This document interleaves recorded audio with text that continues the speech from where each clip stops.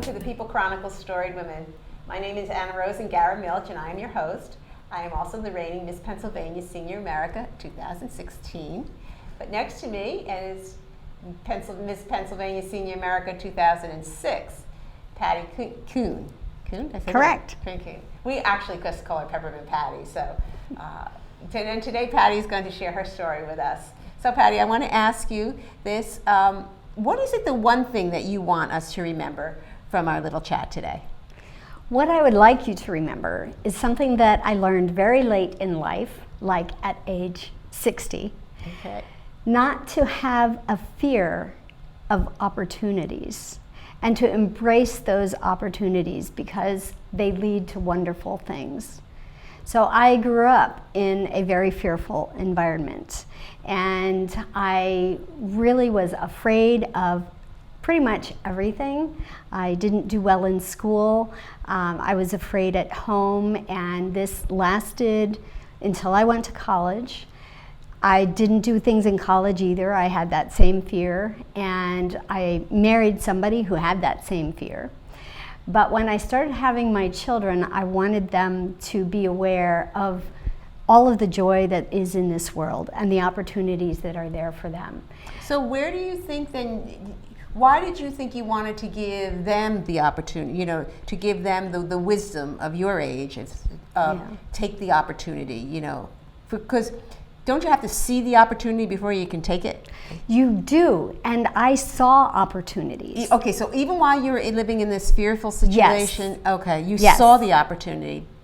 Right. And you just wouldn't take I was fearful of taking it. Because why? I saw people auditioning for roles for musicals. I love music, and I would have loved to have been in a musical, but I was afraid of failing. Okay, afraid of trying, afraid of being made fun of, and being bullied.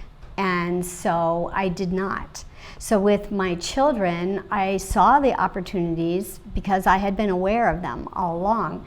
And I made sure that the opportunity was reinforced, that my children were encouraged, and I saw them blossom in these opportunities. And so they were in sports, they were in musicals, they did take dance, they tried everything, skiing, scuba diving, all of the things.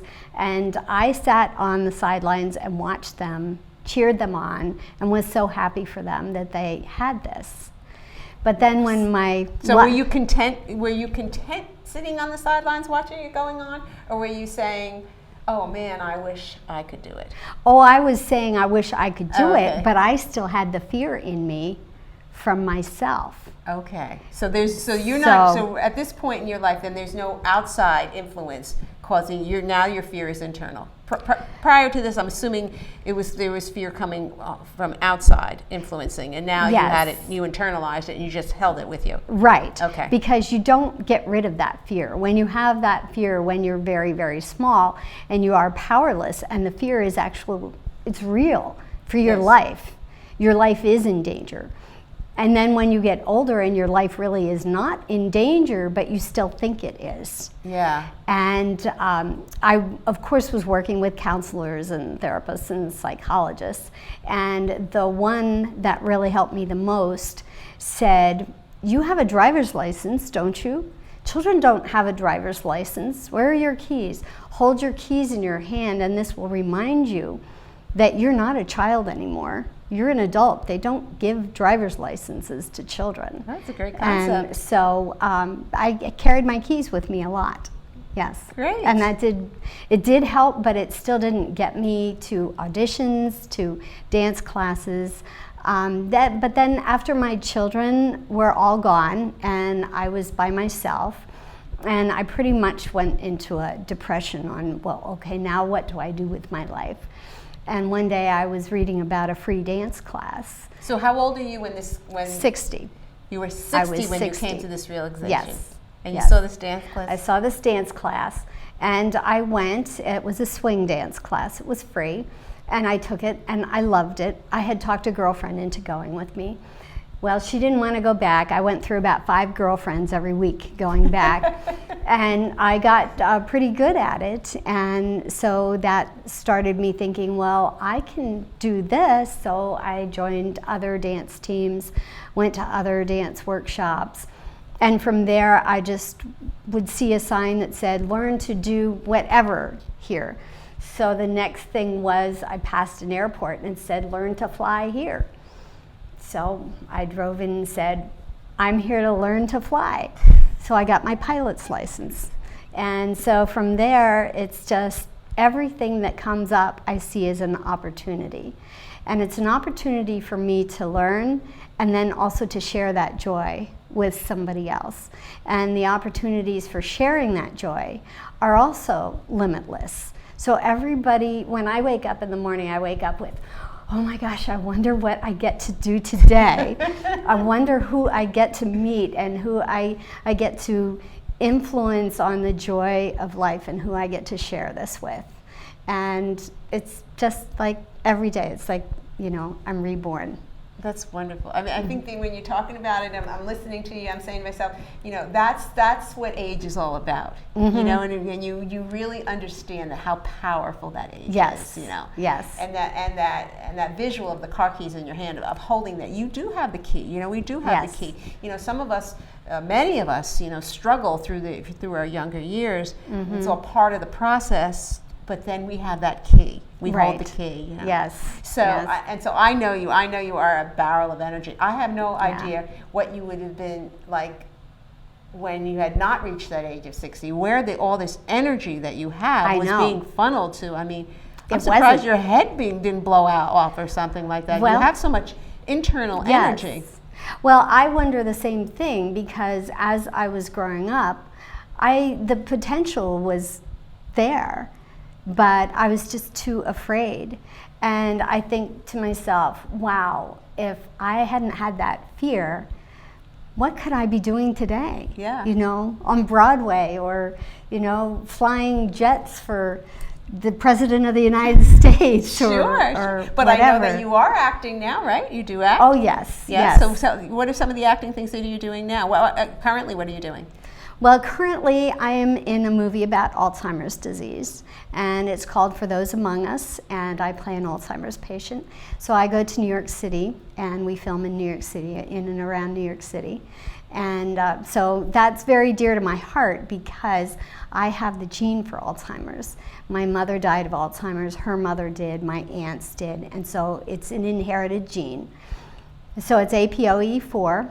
And I'm actually in Alzheimer's research. I'm in 7 research studies at NYU. And the researchers have been working with me for 15 years. They took me very young because of my family history. And the research I am in is to find a diagnostic tool. So they took me from 15 years ago, and every year I go and I get injected with radioactive glucose, radioactive carbon, and they do all of the memory tests. So I'm there for 5 days at one time, and then I go back for 2 more days every year. And if something changes in those parameters, and then I start developing signs of Alzheimer's, that could be a diagnostic tool. For instance, gait. You know, they measure my gait. If my gait changes, and then 6 months down the line I develop signs of Alzheimer's, that could be a diagnostic tool for physicians. Extraordinary. So I'm trying to give back, and I'm also trying to keep track of how I am doing. So as much as you were learning, you were also teaching. Yes. Yeah. That's great. Yeah. That's great. Have you shown the scientists and the doctors how you dance? Yes. Yes. Okay. They're all familiar. Because if you have ever seen Patti dance, her and her husband is Jerry. So Jerry will literally throw her around the room, and it's just fascinating. We do flips. You do flips. He stands there. Yeah. And he just I don't know. He kind of like twirls her like a baton. Yes. But it's a lot of fun. Yeah. Yes. So we take classes for that to make sure it's safe. Oh, okay. Yes, actually, and she was actually in the newspaper. Yes. Yeah. Yes. Yeah. Yes. But so I was just thinking, like, if they're going to be testing you for your gait, it's really. Oh, yeah. Well, they test me for my gait. They test a lot of things. Yeah. And hopefully someday there will be a simple test for Alzheimer's that people can get on medication early to prevent. Yeah. So that's a great opportunity. I think Yes. this is a great opportunity. Yes. And I know you do some commercial work. Yes, Yeah. yes, and that's a lot of fun. So I'm on a site, Actors Access. I actually was a nanny for an actress in New York. Oh. And so that's how I got my son into acting. He did acting, and then so I kind of know how to submit a resume and things like that, and work with directors. And this is all happening within the last 10 years. 10 years. So you Yeah. are 70 now? I am 70. I'm very proud of being 70. There Yes. you go. It's a great age to be. Yes. Age is an asset. I've been Yes, telling you this it the whole is. time, but you It see, is. it's living proof that age is an asset. Yes. You don't worry about what people are going to think of you because, oh, okay, that's that crazy old lady, right? That's okay. That is a compliment. That's right. That is. It Yes. is. It surely is. If you're not going to be crazy at some point in your life, you're missing out. That's right. And Peppermint Patty doesn't miss out on everything. No. She actually grasps every single opportunity that's do. coming her way. I stand next to her and say to myself, where does she get all that energy? She just is a barrel of energy. She's a perfect example that age is an asset. And I'm so grateful that you came in and put this on the camera for us so that everybody can see it. Well, I want to tell people that Yeah, it does not matter how old you are. I do the high-flying trapeze. So when I started doing the high-flying trapeze, which was 10 years ago, you know, we're in this class and there's all these teenagers and young people and they're kind of giggling and everything. And then we go up on the trapeze and I am able to do a flip to be caught. You know, and I did it in my first lesson. And I was just determined. I said, no, I'm not done, no, I'm not done, no, I'm not done until I do this. No fear. And no fear. No fear. At this point, I do skydiving. No fear. So there is no fear because the opportunity is there and I am ready for the adventure. And my feeling is that I will be safe because the people that are the experts are there and they'll make sure that I'm safe. That's so I trust. have no fear. I have a Excellent. lot of trust, yes. Wonderful. Thank you so much, Patty. Thank you. And thank you for listening. Thank you for following Storied Women on the People Chronicles. Please subscribe to our YouTube channel, The People Chronicles, and you won't miss any stories. These community stories are made possible in part by BCTV, Susie Ray Design, Queen City Family Restaurant, Lamar Advertising, Heidelberg Family Restaurant, Reading Air, Lions and Hole, Peanut Bar, and Kutztown University.